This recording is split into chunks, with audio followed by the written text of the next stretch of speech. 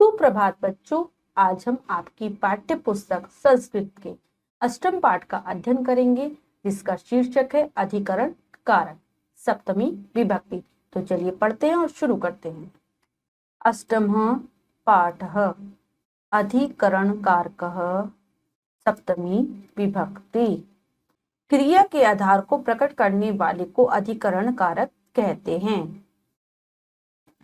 इसकी सप्तमी विभक्ति होती है। इसका विभक्ति चिन्ह में पर ऊपर होते हैं, जैसे खगा, वृक्षे, अस्ति, चिड़िया पेड़ पर हैं। तो जो क्रिया का आधार प्रकट करता है कि जो क्रिया हो रही है वो किस आधार पर हो रही है, और इसमें हमेशा अधिकरण कारक में जो होता है हमेशा सप्तमी विभक्ति का प्रयोग किया जाता है। और जब हम इसका हिंदी में अनुवाद करते हैं तो में और पर और ऊपर चिन्ह प्रदर्शित होते हैं।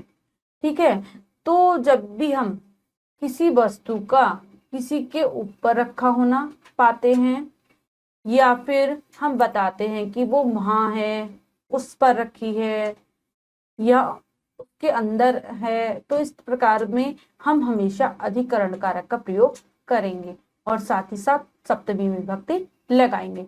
तो चलिए पढ़ते हैं और शुरू करते हैं। बालकः क्रीड़ा क्षेत्रे धावति।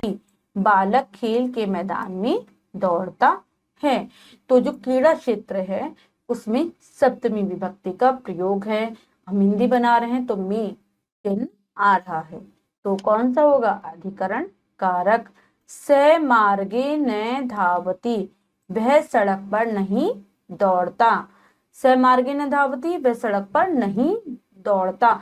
तो मार्गे में सप्तमी विभक्ति का प्रयोग है और हिंदी बनाने पर चिन्ह आ रहा है। त्वम अपि मार्गे न धाव। तुम भी सड़क मार्ग पर मत दौड़ो।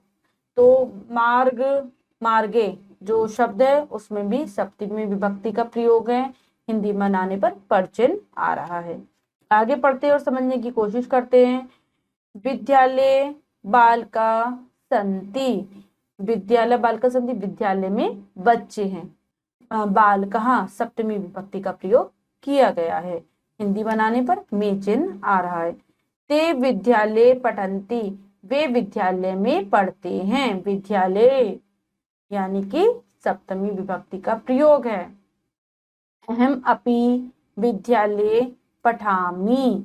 मैं भी विद्यालय में पढ़ता हूँ।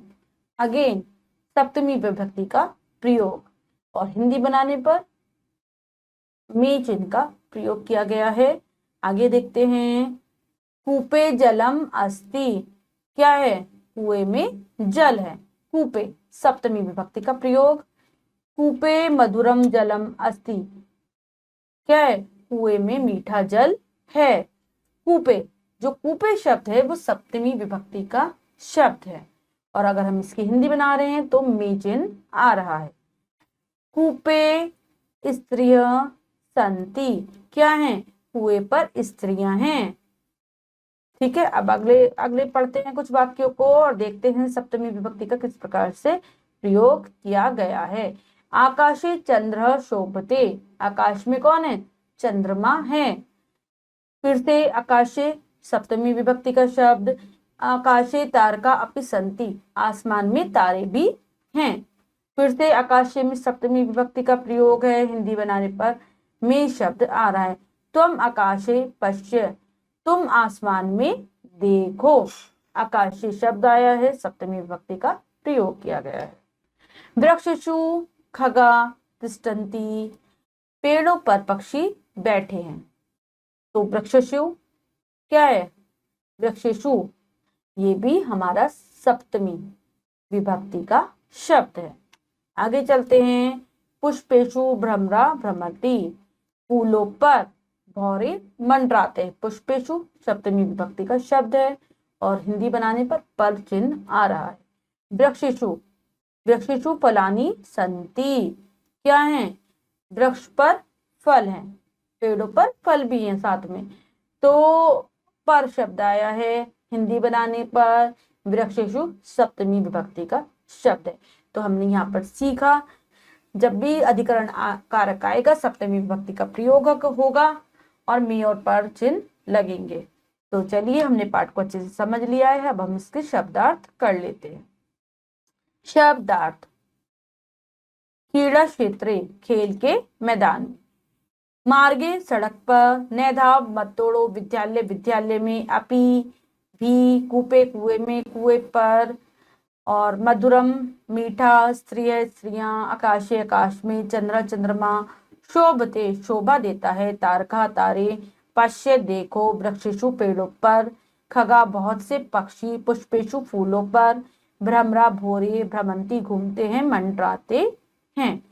तो हमने इसके शब्दार्थों को अच्छे से समझा है, पढ़ा है। आप इनको जरूर याद करेंगे, जिससे आपको संस्कृत भाषा के शब्द समझने में आसानी होगी, आप इनका हिंदी अर्थ समझ सकते हैं। ठीक है, अब हम इसका अभ्यास कार्य कर लेते हैं। अभ्यास कंठी। पहला प्रश्न है, लिखित अभिव्यक्ति से। चलिए प्रश्न पढ़ते हैं और करने की कोशिश करते हैं। हमने पाठ को अच्छे से पढ़ा है, इसलिए हम फिर अच्छे से कर लेंगे इसको। उचितम विकल्प सही चिन्ह प्रदर्शित, सही विकल्प पर सही का निशान लगाइए। तो प्रश्न के 3 विकल्प दिए गए हैं, 2 विकल्प गलत है, 1 विकल्प सही है। हमें सही विकल्प चुनना है, उस पर सही का निशान लगाना है। तो चलिए करते हैं। बालका रिक्त स्थान धावती। ए क्रीड़ा क्षेत्रे मार्गे उपवने, क्या आएगा? क्रीड़ा क्षेत्रे। बालका पठंती। ए मार्गे विद्यालय कूपे, क्या आएगा? कहाँ पढ़ते हैं बालक? विद्यालय में। कूपे मधुरम अस्ति। फलम भोजनम जलम, क्या आएगा? जलम। अगला प्रश्न पढ़ते हैं और उसे करते हैं। अधोलिखितानाम प्रश्नानाम उत्तरत, निम्नलिखित प्रश्नों के उत्तर दीजिए। हमने पाठ पढ़ा है तो हम इसे भी आसानी से कर लेंगे। त्वम कुत्र पठसी, तुम कहाँ पढ़ते हो? क्या आएगा? कहाँ पढ़ते हो तुम? विद्यालय। अगला प्रश्न पढ़ते, स्त्रियां कुत्र संति, कहाँ पर है स्त्रियां? लिखेंगे कूपे। स्त्रियां कूपे संति।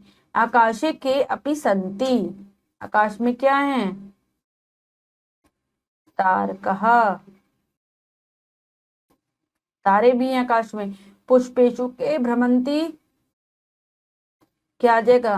भ्रमरः। तो बच्चों, हमने इस पाठ के अभ्यास कार्य को भी अच्छी प्रकार से संपन्न कर लिया है। तो बच्चों, आज हमने आपकी पाठ्य पुस्तक संस्कृत के अष्टम पाठ का अध्ययन किया। हमने सीखा कि अधिकरण कारक क्या होता है, उसमें सप्तमी विभक्ति का प्रयोग किया जाता है, में पर चिन्ह आते हैं। तो आशा करती हूँ आपने इसे अच्छे से समझा होगा। आप फिर से पाठ को पढ़ेंगे, उसका अभ्यास कार्य करेंगे और शब्दार्थ करेंगे, जिससे आपको समझने में आसानी होगी। मिलते हैं अगली कक्षा में नए पाठ के साथ। तब तक के लिए स्वस्थ रहिए, प्रसन्न रहिए। धन्यवाद।